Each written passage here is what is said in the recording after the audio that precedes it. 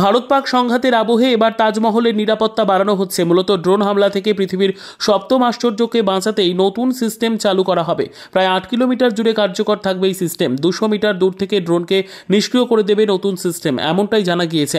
উল্লেখ্য, দিন কয়েক আগেই পাঞ্জাবের বিখ্যাত স্বর্ণ মন্দিরকে নিশানা করে হামলা চালিয়েছিল পাক সেনা। সেই কথা মাথায় রেখে আরও বাড়ানো হচ্ছে তাজমহলের নিরাপত্তা।